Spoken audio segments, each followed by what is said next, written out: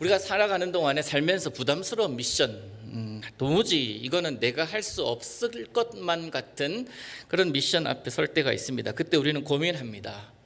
내가 과연 이것을 할 수 있을까? 내가 과연 이 일을 감당할 수 있을까? 내가 이 문제를 풀 수 있을까? 이것저것 생각을 합니다. 그리고 결단을 해요. 두 갈래로 나뉩니다. 힘들지만 내가 하면 할 수 있겠다. 그래서 그렇게 생각한다면 받아들이지만 이걸 아무리 계산하고 아무리 생각해도 도무지 할 수 없겠다라는 판단이 되면 어떻게 합니까? 그 미션은 나와 관계없는 것이다 라고 생각을 하고 돌아섭니다. 이게 사실 일반적인 우리들의 모습일 것입니다. 어느 날 한 부자 청년이 예수님을 찾아와서 영생에 관한 질문을 했어요.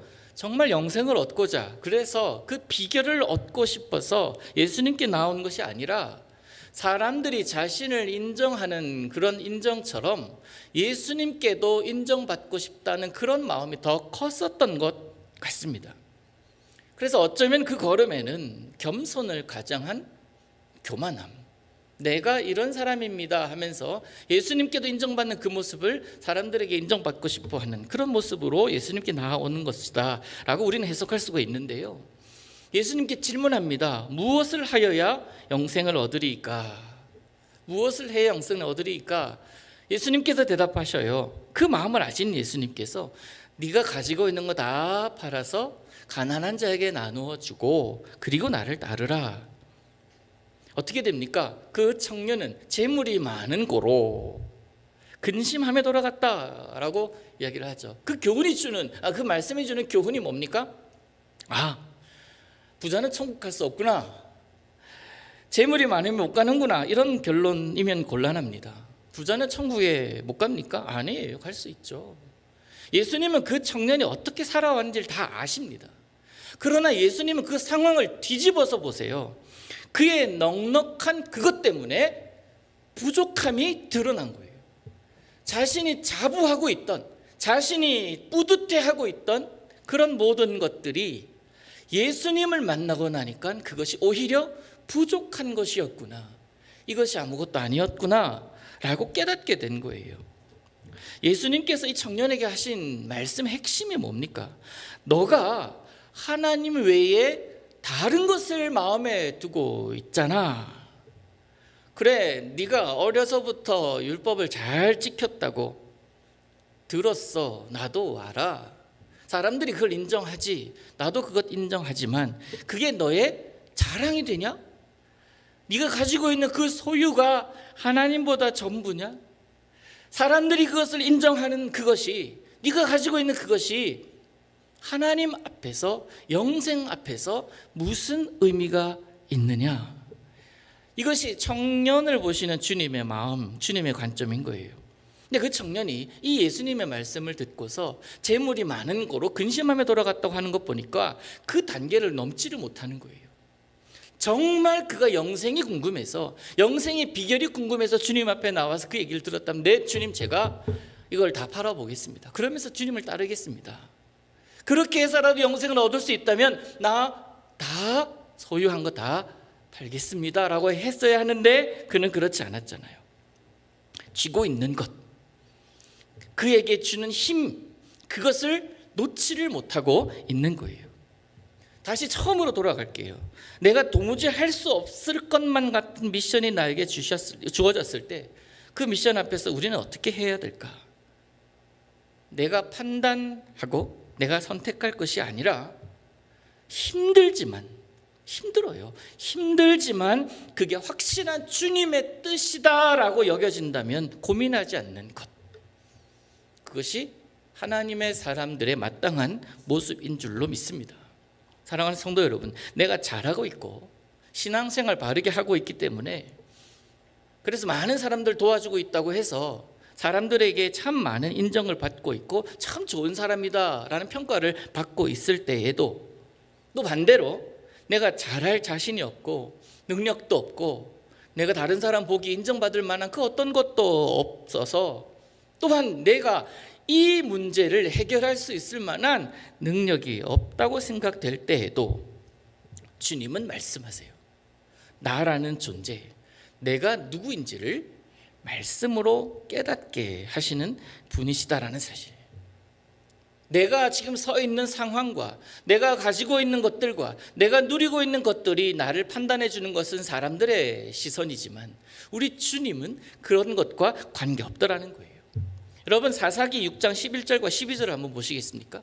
기드온이 미디안 사람에게 알리지 아니하려 하여 밀 포도주 틀에서 타작하더니 여호와의 사자가 기드온에게 나타나 이르되 큰 용사여 여호와께서 너와 함께 계시도다. 지금 이 기드온은 미디안 사람들에게 들키지 않기 위해서 자그마한 구석 저 귀퉁이에서 밀을 털고 있어요. 껍질 다 뒤집어 쓰면서 타작하고 있습니다. 굉장히 초라한 모습이에요. 속된 말로 모양 빠지고 있어요 지금. 근데 이런 상황 가운데 천사가 나타났어요. 여호와의 사자가 나타났어요. 그에게 뭐라고 합니까? 큰 용사여 라고 얘기를 해요. 큰 용사여. 전혀 자신의 모습과 전혀 자신의 처지와 어울리지 않는 그 호칭을 기드온에게 하고 있는 거예요. 미디안 사람들에게 들키면 혹시나 이거 다 뺏길 수 있으니까 뺏기지 않으려고 조용히 다 뒤집어 쓰면서 털고 있는 그에게 여호와의 사자가 나타나셔서 큰 용사여 여호와께서 너와 함께 계시도다 라고 이야기를 하고 있어요. 뿐만 아니라 우리 주님은 마른 뼈들에게 큰 군대라고 부르셨습니다. 홀로 있던 삭개오에게 다가가서 내가 그를 찾았었다, 내가 찾던 자라고 하시면서 그의 집에 머무십니다. 여러분, 우리가 어떤 모습으로 이 세상에 살아가든지 하나님은 너가 생각하는 그 모습이 진짜 모습이 아니라 내가 부르는 이것이 진짜 모습이야 라고 말씀하시는 분이십니다. 사람들이 판단하고 사람들이 평가하는 그 평가가 진짜가 아니라 내가 생각하는 너가 진짜야 라고 말씀해 주시는 거니 그렇게 살면 좋겠다 라고 말씀하시는 거예요. 이게 얼마나 은혜입니까? 하나님은 지금 여러분 어떻게 부르십니까? 그 부르시는 모습에 말도 안 되고 부담스러워서 주님 내 모습 안 보이십니까? 내가 지금 이런 상황이에요. 주님 농담도 잘하십니다 라고 반응하십니까? 아니면 네 주님 아멘입니다, 지금은 내가 이래도 주님께서 말씀하신 것을 내가 믿습니다 라고 반응하십니까? 오늘 주님께서 찾아온 이 마리아, 말도 안 되는 하나님 말씀 앞에서 마리아를 만나게 되는데 본문 28절을 좀 보시겠어요? 그에게 들어가 이르되 은혜를 받은 자여 평안할지어다 주께서 너와 함께 하시도다. 너무 좋은 말씀이에요. 여호와의 사자 천사가 나타나서 마리아에게 저 시골촌에 있는 저 나사렛이란 저 깡시골이라고 할 수 있잖아요. 어디 거기서 선한 게 나타날 수 있냐라고 얘기할 만한 저 시골 한 구석에서 아무 이름 없이 평범하게 살아가던 이 마리아에게 찾아오셔서 은혜를 받은 자여 평안할지어다 주께서 너와 함께 하시도다 라고 이야기를 하니까 얼마나 감사하겠습니까? 여기까지는 좋아요. 여기까지는 주님 너무너무 감사합니다. 저 같은 미천한 자를 잊지 않으셨으니 감사합니다. 그렇게 하겠지만 청천벽력 같은 소리가 이어서 들려요. 사회적으로 소위 매장당할 만한 위험한 말씀을 하십니다. 31절 보십시오. 보라 내가 잉태하여 아들을 낳으리니 그 이름을 예수라 하라. 보라 잘 들어 이거예요. 잘 들어. 네가 아이를 뵐 것인데 아들을 낳을 거야. 근데 그 이름이 예수야. 이렇게 얘기를 하는 거예요. 자 31절 이 말씀은요, 은혜를 받은 자가 받을 만한 이야기 아닙니다. 전혀 어울리지 않아요. 마리아는 아직 결혼하지 않은 처녀예요. 그러니 당연히 마리아는 놀랐겠지요. 그런데 또다시 천사는 말합니다. 무서워하지 말라. 하나님께 은혜를 입은 자다. 하나님의 은혜를 입은 증거다라고 이야기를 하고 있는 거예요. 이게 무슨 말입니까? 잉태된 것은 하나님의 뜻이다라는 거예요. 잉태된 것은 하나님의 은혜의 증거다라는 것입니다. 그리고 은혜를 입었다는 것 아닙니까? 상황적으로 볼 때 말이 안 되는 일이 일어난 거예요. 인간적으로 볼 때 이건 은혜 아니잖아요. 약혼은 했지만 아직 결혼하지 않았습니다. 점점 배가 불러올 것이고 사람들에게 이것이 언젠가는 드러나게 될 것인데 그러면 축하보다는 오히려 어쩌면 비난이 더 있을 것이고 스스로는 걱정이 앞설 수밖에 없을 것이며 심지어 사회적으로 볼 때 정의를 외치는 자들에 의해서 어쩌면 돌에 맞아 죽을 것 같은 그런 상황, 위기 상황입니다. 그러니 이걸 어떻게 은혜 상황이라고 얘기할 수가 있겠습니까? 이런 일들이 우리 삶에도 얼마든지 일어날 수 있어요. 여러분, 은혜는 숨겨져 있습니다. 은혜는 가려져 있어요. 그래서 그 가려진 것을 벗겨낼 때에 은혜는 발견돼요. 근데 그 가려진 것이 내가 감당할 만한 것이 아닐 때가 많습니다. 그래서 쉽게 그 은혜를 보지 못하고 감당하지 못할 상황 때문에 내가 오히려 포기할 때가 많아요. 그리스도인은 그 숨겨져 있는 은혜, 현실 뒤에 가려져 있는 은혜를 볼 수 있는 눈이 있어야 되지 않겠습니까? 그리스도인은 그런 것을 볼 수 있는 자임을 믿습니다. 이런 마리아가 잉태될 현실을 토대로 해서 두 가지만 생각해 볼게요. 첫 번째는 하나님의 일하심에는 제한이 없다. 하나님의 일하심에는 제한이 없다라는 겁니다. 우리는 분명 제한이 있습니다. 제한된 공간, 제한된 현실, 제한된 삶을 살아갑니다. 인간적인 제한도 있어요. 법적인 제한도 있습니다. 수많은 제한 가운데 있지만 하나님은 제한이 없으신 분이십니다. 우리의 현실과 우리의 상황과 우리의 생각을 뛰어넘어서 일하시는 분이십니다. 그렇기 때문에 때로는요, 우리가 당황스러울 수 있어요. 물론 이 말은 늘 기적으로 신비한 상황을 통해서만 일하신다는 것은 결코 아니에요. 그렇게 된다면 일상에서 만나는 하나님은 하나님스럽지 않게 여길 수 있기 때문에. 그래서 하나님의 일하심엔 제한이 없다라는 것은 우리가 생각하는 대로 하나님 움직이지 않으신다라는 것입니다. 우리에게는 순리 같지만 하나님께는 그것이 순리가 아니라 하나님의 뜻이 있다라는 것, 계획이 있다라는 것입니다. 우리가 예상하는 것 이상으로 하나님은 크신 분이시다라는 거예요. 동정녀 탄생, 어찌 내가 결혼도 안 한 남자를 알지 못하는 내가 아이를 낳을 수 있겠습니까? 라고 얘기했을 때 한 천사는 뭐라고 합니까? 나이가 많아서 태가 다친 그도 아이를 뵀잖아, 6개월 됐잖아 라고 이야기를 하시는 거예요. 신비적인 일을 네가 지금 경험하고 있잖아 라고 이야기를 해줍니다. 과학적으로 불가능한 일이 일어났잖아 라고 설명해 주고 계세요. 그런데 있을 수 없는 일이기 때문에 그것을 우리가 미스테리, 신비라고 하잖아요. 그 신비를 우리는 매주 아무렇지도 않은 듯 고백합니다. 뭐라고요? 동정녀 마리아에게서 나시고. 신앙 고백을 통해서 우리는 매주 그 신비적인 상황을 아무렇지도 않은 듯 고백하고 있어요. 근데 사실 우리는 오늘 이야기인 동정녀 탄생보다 더 큰 사건을 믿는 사람들입니다. 하나님이 사람의 몸을 통해서 이 땅에서 탄생할 수 있다라는 사실, 신이 인간의 몸을 입어서 신으로 탄생한다는 사실, 그 사실은 뭐 설명할 수가 없는 상황이에요. 물론 저도 이제 이것을 공부했지만 그리스 로마 신화를 이제 몇 번을 봤거든요. 비슷한 사건들이 이 그리스 로마 신화에 많이 나옵니다. 여러분, 헤라클레스라는 이름 아시죠? 들어보셨죠? 이 헤라클레스의 아버지가 누굽니까? 신 중의 신? 제우스예요. 그 어머니는 누구예요? 인간이에요. 그러니까 제우스와 인간 사이에서 태어난 자가 헤라클레스예요. 그런데 이 신화에서 묘사하고 있는 이 헤라클레스를 신이라고 그리스 로마 신화에서는 묘사하지 않아요. 뭐라고 묘사하냐면 수많은 인간들보다 뛰어난 인간이다라고 설명해요. 더 특별한 능력이 있는 인간이다라고 설명을 하지, 그걸 신이라고 하지 않습니다. 예수님의 탄생과 비슷하잖아요. 그런데 달라요. 그는 특별한 능력을 가진 인간일 뿐이에요. 그런데 예수님은 달라요. 성경은 뭐라고 그걸 증명합니까? 그 하나님 본체시다. 인간의 몸으로 태어나셨지만 그는 하나님이시다. 그래서 어려운 말로 하나님과 예수님은 다른 분이시지만 한 분이라는 거예요.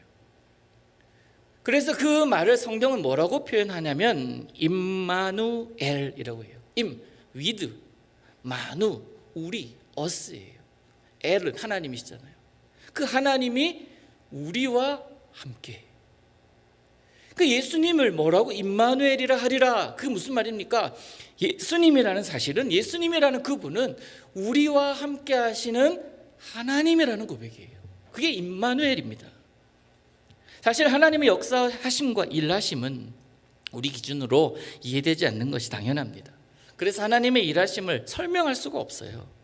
제한이 없다 라고밖에 표현할 수가 없습니다. 여러분, 이게 감사의 제목이에요. 인간 입장에서 하나님 제한이 없으시니 감사해야 해요. 왜냐하면 그래야 기적을 해석할 수가 있어요. 그래야 미스테리가 아닌 하나님이 하신 일이다 라고 결론 내릴 수가 있습니다.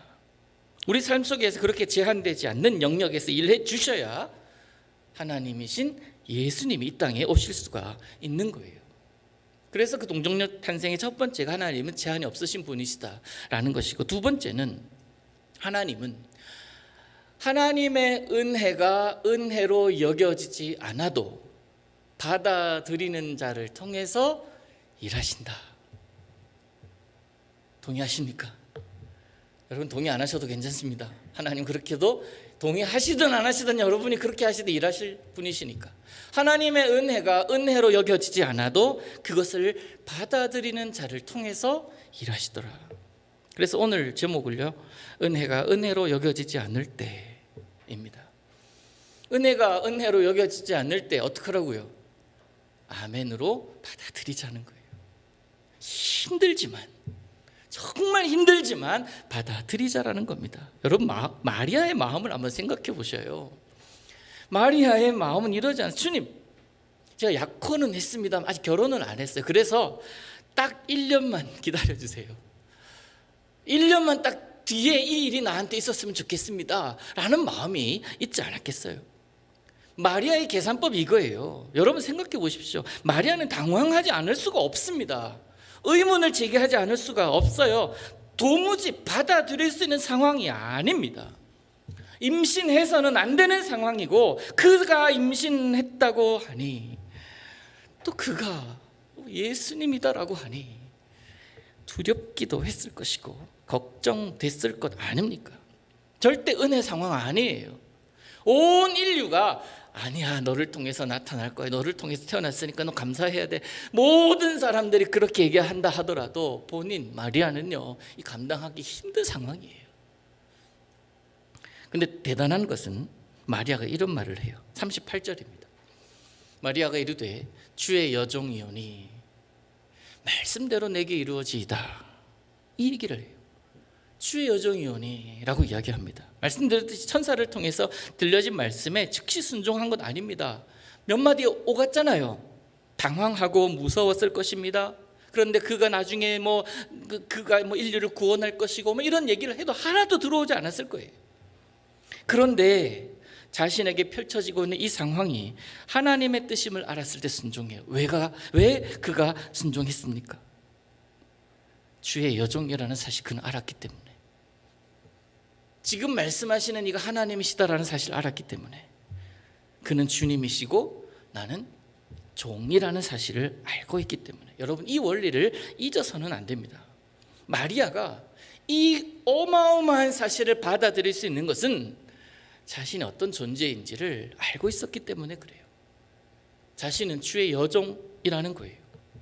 그리고 지금 자신에게 말하고 있는 자가 주인의 말을 대언하고 있다는 사실을 깨달은 거예요. 그래서 말씀대로 될 것입니다 라고 받아들일 수 있는 것 아니겠습니까? 오늘날 우리들의 모습을 한번 반추해 보기를 원합니다. 저는 안 됩니다. 저는 시간이 없습니다. 내가 해야 될 일이 너무 많아요. 돈 벌어야 돼요. 애들 케어해야 돼요. 또 돈 벌어서 집 사야 돼요. 지금 내가 그걸 할 여력이 없는 것 아시잖아요. 우리에게는 얼마나 많은 상황이 있는지 모릅니다. 마리아에게도 상황이 있었잖아요. 주님께서 무언가를 여러분에게 맡기려 하시는데, 부탁이 아니라 맡기려 하는데, 나는 너를 종으로 생각해서 맡기려고 했는데 주님 앞에서 이런 모습 보이고 있는 것은 아닌가 반추해야 합니다. 그 어마어마한 청천벽력 같은 그 소리도 주의 여종이오니 그 한마디로 말씀대로 내게 이루어지다 받아들였어요. 현실을 넘었어요. 그 선을 넘을 수 있었습니다. 자신이 누구인지 알았기 때문에. 그러면 오늘 살아가는 우리들, 내게 주님께서 맡기신 그 일, 다 상황을 몰라서 너에게 맡긴다? 아니잖아요.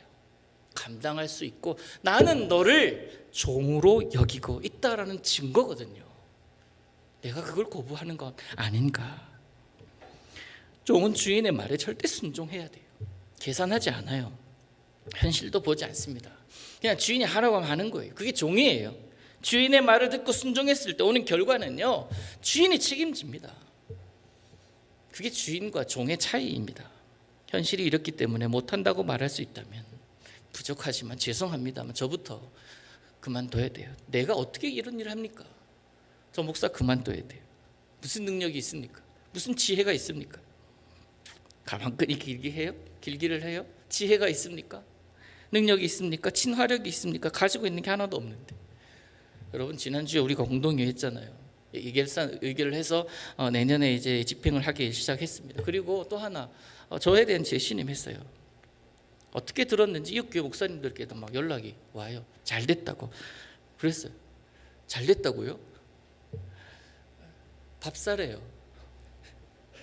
자기들 뭐 했다고 밥 사냐고. 밥 사면 우리 여러분들에게 사야지. 밥 사래요. 이번 주 수요일 밥 사야 돼요.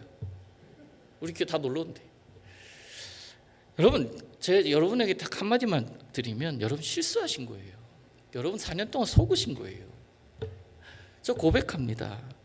아무것도 없어요. 딱 하나 있는 게 뭐냐면 그냥 백이 있는 거예요. 백. 우리 주님 백이에요.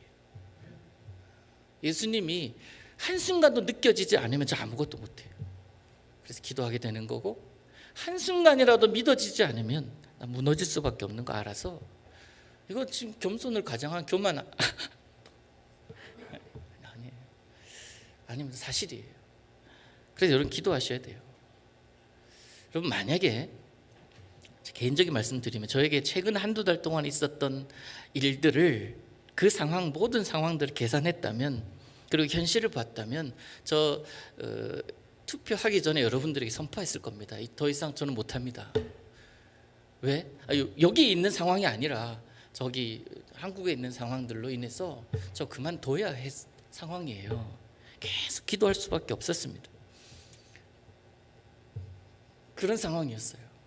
극심한 저 밑에까지 빠져 들어갔다가 이제 올라오는 중입니다. 오늘 본문을 통해서 제가 회복했어요. 하나님께서 천사를 통해서 마리아에게 말씀하신 것처럼 하나님이 여러분 통해서 나에게 말씀하신 것이라고 믿겠습니다 라고 기도했어요. 여러분, 이제 저를 케어해 주셔야 돼요. 신호는 끝났습니다. 이제 하나님께서 원하시는 길을 가야 되는 그런 상황에 우리는 놓여 있습니다. 여러분이 결단했으니까 같이 가야 돼요. 가다가 잘된 밥을 먹으면서 노래하면서 갈 때도 있을 것이고, 밥을 했는데 탄밥이 되어가지고 이게 뭐냐고 라고 생각하면서 또한 갈 수도 있을 것입니다. 그런데 부족하지만 또 우리가 함께 해야 될 것은 뭐냐면, 주님께서 원하시는 것이라면 우리는 종이니까 라는 생각이에요. 주님이 말씀하셨는데 주님 이건 아니잖아요 라고 이야기하는 건 뭡니까? 다시 말해서 불순종에 끝나는 게 아니라, 주님, 나는 당신을 주님으로 생각하지 않겠습니다 라는 이야기예요. 그 이야기잖아요. 주님께서 맡기셨는데 내가 생각해 보니까 이건 아닌 거예요. 이건 아닙니다 주님 라고 얘기를 한다는 것은 주님을 주님이라 생각하지 않는다라는 것 아닙니까? 그래서 늘 여러분들에게 말씀한 것 있잖아요. 그 말을 내가 적용하려고 노력하고 있는데, 순종의 반대말은 불순종 아닙니다. 순종의 반대말 뭐라 그랬어요? 우리 교우들은 다 알 거예요. 뭡니까? 계산이다라고 얘기했어요. 순종의 반대말은 계산입니다. 그래서 순종은요, 계산하는 게 아니에요. 하나님은 우리를 강제하시는 분이 아니시면 저는 사실 믿습니다만, 그래서 선택은 내가 하는 거예요. 마리아도 거절할 수 있었지 않았을까? 나 이거 도저히 못한다고. 눈물로 천사에게 나아가서 나 못한다고, 무섭다고 하면서 얘기하지 않았을까? 가능성 있다고 봐요. 그렇지만 우리가 하나님 뜻 거부하고 우리 마음대로 살아갈 수도 없잖아요. 사랑하는 성도 여러분, 도무지 은혜가 은혜로 여겨지지 않을 때, 도무지 이해되지 않는 미션 앞에 섰을 때 우리는 그럼에도 불구하고 이 고백이 있어야 돼요. 나는 주의 종이오니, 나는 주의 종이오니 나를 통해 그 뜻 이루소서. 왜요? 우리는 예수님의 탄생이 나를 위한 것임을 아는 자들이기 때문에 그렇고, 그 예수님께서 나를 위해 이 땅에 오심을 믿는 자들이기 때문에 그렇습니다. 결론이에요. 연말이 되어서 사랑하는 사람들에게 연말 카드도 손으로 쓰기도 하고, 또한 그들을 기억하면서 감사의 표현하면서 선물도 하고 할 것입니다. 또 아내랑 같이 이제 쇼핑을 한 번씩 가게 되면 늘 고민을 해요. 가는 것은 참 좋아합니다. 쇼핑하는 거 되게 좋아하거든요. 그런데 제 마음속에 다짐하는 게 있어요. 다짐이라고 할까? 미리 내가 생각하는 게 있어요. 분명히 아내는 저에게 이것 예뻐? 라고 물어볼 거란 말이에요. 이것 어울려? 라고 물어볼 거란 말입니다. 저는 모르겠어요. 이 색깔과 이 색깔이 어울리는지, 그와 그가 어울리는지 정말 모르겠어요. 그래서 그 쇼핑 가는 건 좋아하지만 아내가 물어보는 것도 나는 대답을 준비하고 갑니다. 뭐라고 하는지 아세요? 자기 마음에 들면 되지 뭐. 자기가 알아서 잘 선택할 거잖아. 그런 대답.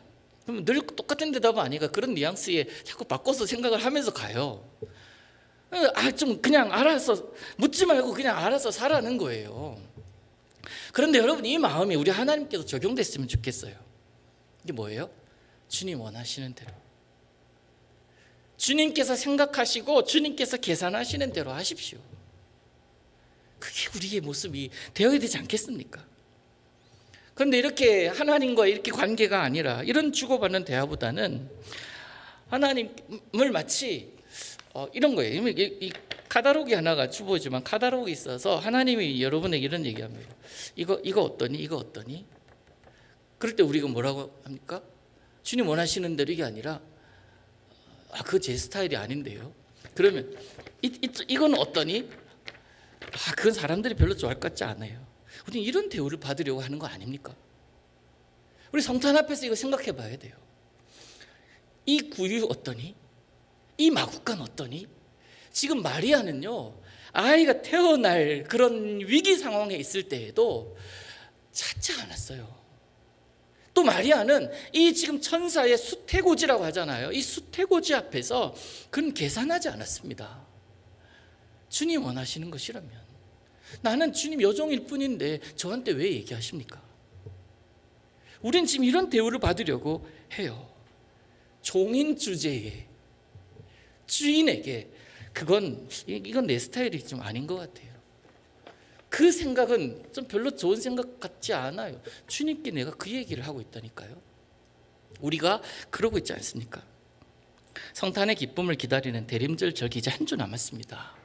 예수님의 이 성육신의 이 신비를 아무 의미 없게 지나게 하지 마시기를 바랍니다. 적어도 이번 성탄에는 이것 하나 확인하십시오. 마리아의 이 고백, 주의 여정이오니, 이 고백이 나에게도 지금 적용되고 있는가? 이거 확인하십시오. 내가 주의 종이라면 이렇게 해야 된다라는 답이 분명히 여러분 가운데 있을 겁니다. 종인 여러분, 주인이 금방 오십니다. 주인 오십니다. 어떤 마음으로 주인을 맞이해야 하겠습니까? 일주일 남았어요. 그저 교회 다니는 자가 아니라, 그저 예배하는 자가 아니라 예수님의 오심을 기다리는 사람으로, 주인님이 오심을 기다리는 사람으로 살아가는 여러분 되시기를 우리 주님 이름으로 축복합니다. 기도합니다.